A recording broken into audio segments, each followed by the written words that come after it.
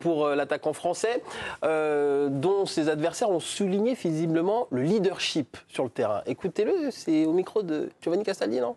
De Sébastien Boué, mais j'étais juste à côté. Non, pas forcément fébrile, au contraire, j'ai vu 2-3 cadres haranguer un peu tout le monde, surtout Ousmane, on sentait que dans les courses, voilà, dans la percussion, il voulait donner de l'allant et relancer son équipe. Voilà, bon, ils l'ont dit ici au micro de la chaîne L'équipe, enfin en zone mixte, mais voilà, il y a beaucoup de joueurs qui en ont parlé, c'est dans les coursives du stade Pierre-Mauroy. Pierre, est-ce que toi, tu es bluffé par le leadership de Ousmane Dembélé ? Eh bien, pas trop. Non, mais c'est vrai, parce que je trouve qu'il y a eu un avant et après Mbappé à l'intérieur de l'équipe. Et j'ai l'impression qu'il avait vraiment envie de prendre ce costume dès la décision d'Mbappé de partir.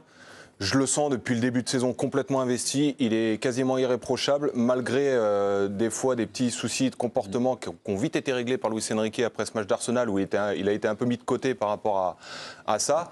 Mais ça a servi aussi de déclic. C'est là où Luis Enrique a fait le boulot. Depuis Arsenal, honnêtement, il a un visage qui est fermé, il est déterminé, il n'a plus le temps. C'est-à-dire que le gars est déterminé à gagner des titres. Là, il joue contre Dunkerque. Sur le match d'hier, sur les gros plans où on voit son visage, où il perd 2-0... Ouais.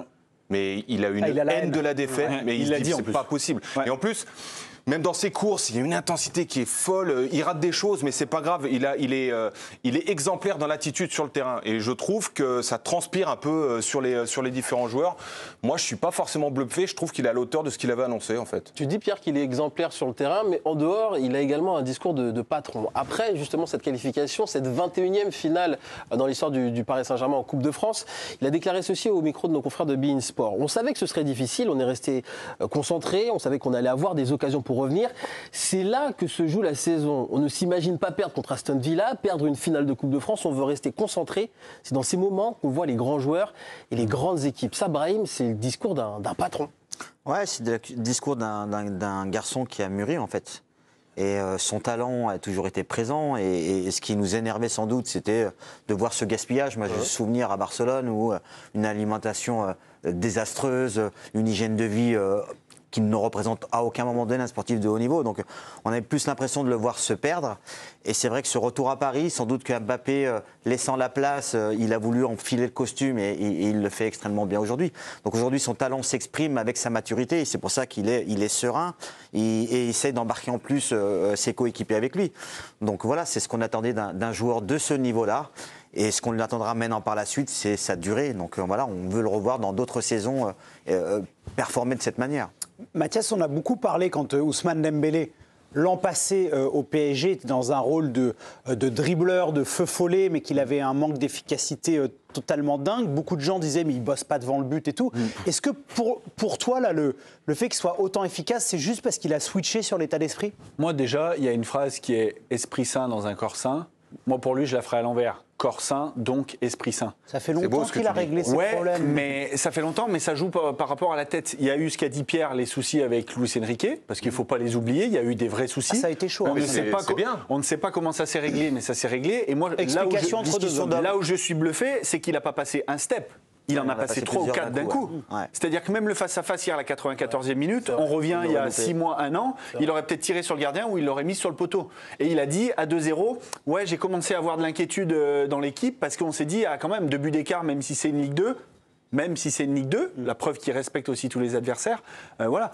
Là où il est incroyable, c'est qu'il rejaillit, et la façon dont il est concentré, ce que dit Pierre, le visage, la détermination. Il n'y a pas un match aujourd'hui où il passe au travers. C'est-à-dire qu'on est passé de l'irrégularité permanente à aucun match raté dans l'envie, dans l'ambition. Il amène son équipe qui joue en pointe, qui joue sur le côté. En plus, le coach a réagi à la mi-temps. Il a mis une pointe en faisant rentrer Ramos. Il a repassé sur le côté. Ça a changé le jeu. Ça a remis Hakimi un petit peu dans les bons rails sur ce match-là. C'est là où il est bluffant.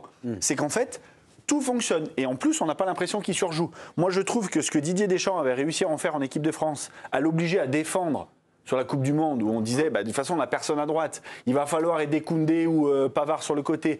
Déjà, c'était les prémices de quelque chose. Là, Il n'y a rien à lui reprocher. Pour moi, c'est même mieux que Mbappé l'année dernière parce qu'il est présent tactiquement, il défend, il est en place, il ramène son équipe, il est le vrai leader. Tu parles de métamorphose, Mathias. C'est vrai qu'en 2025, c'est assez incroyable ce que fait Ousmane Dembélé. C'est 19 matchs, 24 buts. Il met un but toutes les 54 minutes.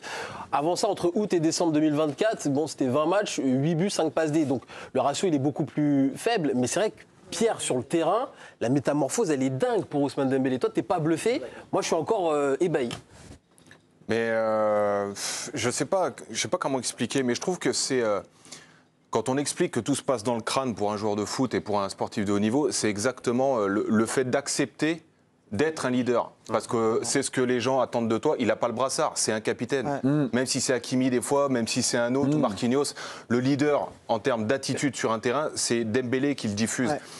Mais je suis convaincu que Luis Enrique a une grosse part de responsabilité par rapport à son cap franchi, parce que il l'a pas mis dans des chaussons, il lui a pas dit qu'il était au-dessus des autres, mais il lui a fait comprendre que ça pouvait être le meilleur joueur du monde. Alors plein de joueurs lui ont dit, mais les actes, en lui montrant que des fois il allait sur le banc, hier il n'est pas sorti. Hein. Non, avant il n'était pas indispensable, là il devient. Ouais. Mais en fait il laisse pas le choix à Luis Enrique de lui dire t'inquiète pas, je m'en occupe. Mais c'est le message est passé entre les deux et je pense qu'il y a une grosse forme de respect de la part de Dembélé à Luis Enrique par rapport à l'évolution qu'il a eue. Tu évoques l'entraîneur espagnol, Pierre. Le 6 février dernier, Luis Enrique évoquait justement le leadership de Dembélé. En tout cas, le processus pour l'emmener à être un vrai leader dans cette équipe. Écoutez-le. Ce qu'on cherche avec Ousmane, c'est qu'il continue à être un joueur important pour l'équipe. Qu'il soit un joueur déterminant avec des passes décisives et des efforts défensifs comme il le fait déjà. Se transformer en leader de l'équipe, ça ne consiste pas seulement à marquer des buts. Être un leader, c'est quelque chose de différent. Je crois qu'Ousmane, très clairement, peut devenir l'un des leaders de l'équipe.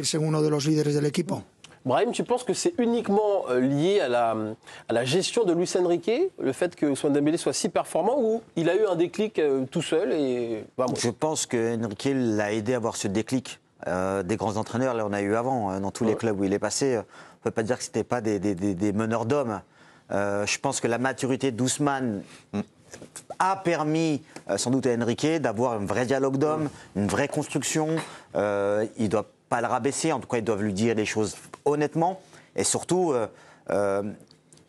il lui a dit tu devrais être là et en sachant qu'Enrique s'est occupé de grands joueurs, lui a sans doute donné des comparaisons.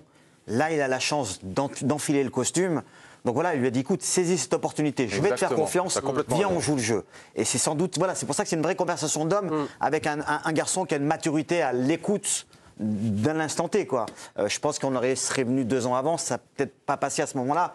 Il s'avère que là, les planètes sont alignées et voilà, il y avait un discours et je pense que Ousmane, c'est des joueurs comme ça où le petit grain de sel peut te faire tout dérouiller. Mais il a compris que le talent ne suffisait pas. Non, exactement. Donc il fallait que uniquement le talent. Exactement, que le rôle de leader lui permettait de concrétiser son talent technique. Je trouve aussi qu'on parle beaucoup de Luis Enrique, mais je trouve qu'on minimise aussi ce qui se passe dans le groupe. C'est-à-dire qu'il a aussi compris, parce que c'est une équipe qui est très jeune au PSG, c'est un vestiaire qui a été énormément... C'est pour ça que le timing était parfait. Ouais, c'est un vestiaire qui a été énormément francisé, et je pense que lui, au quotidien, de se rendre compte de l'impact qu'il pouvait avoir sur des jeunes garçons, je pense à Bradley Barcola l'an passé, même quand on voit le comportement de Doué, je pense que naturellement, il a pris ses responsabilités et il parle beaucoup, Ousmane Dembélé, dans ses interviews, il parle aussi de ses changements dans sa vie d'homme où il se sent beaucoup plus mature au quotidien. Et ça, vous avez été anciens sportifs, les gars. Je pense que quand tu te sens plus mature au quotidien... Tu as souligné quelque chose qui est super important. Il a des jeunes joueurs avec lui. Ouais. En fait, les discussions qu'il y a entre eux, c'est Ousmane, et c'est là où il est obligé de prendre de la maturité, il a grandi, il est en train de leur dire hey, « moi j'ai déconné ». Parce qu'on parlait plus d'un gâchis que d'un potentiel ballon d'or. Et en fait, ces discussions qu'il devait avoir avec eux en permanence, et qu'Enrique lui a dû demander sans doute de jouer ce rôle-là, et bien en fait, ça lui a obligé à prendre conscience aussi de tout ça. Et d'être exemplaire, parce que s'il veut prendre la bonne parole, il faut que lui, dans son quotidien, qu'il soit à la hauteur de ça. Et c'est cette alchimie qui s'est créée à ce moment-là. Un dernier élément à vous montrer, c'était lors du quart de finale retour de Ligue des Nations au Stade de France entre les Bleus et la Croatie. Nous avions une caméra isolée sur Ousmane Dembélé. Et on le voit haranguer, on le voit râler auprès de ses camarades, avoir un vrai rôle de leader. Giovanni, toi qui suis les Bleus, on parle souvent du leadership de Mbappé, de Mike Maignan ou encore de Tchouaméni. Mais à tes yeux, est-ce qu'Ousmane Dembélé est en train de prendre un rôle central aussi en équipe de France? Il a une importance qui est différente parce qu'en fait les gens le regardent plus pareil, parce que forcément dans le foot quand tu as des stats comme ça, tu n'as plus le même rapport. Et surtout Ousmane Dembélé avant il avait ce côté petit frère un peu amusant de Grisou, de Pogba. Maintenant, Pitre un peu du groupe. Pitre. Non mais quand je veux dire Pitre, c'est autour de la table, mais à côté d'Ousmane. Et là, ambianceur, voilà. Et là il se trouve que tous ces garçons-là sont partis et que maintenant aux côtés de Mbappé, bien sûr de Maignan, Tchouaméni et Koundé, il a un peu un rôle de taulier, donc il est aussi écouté différemment. Mais c'est un très bon exemple, Juju, parce qu'au Stade de France, je suis aussi le PSG, mais ça m'a beaucoup plus frappé face à la Croatie. Restez bien.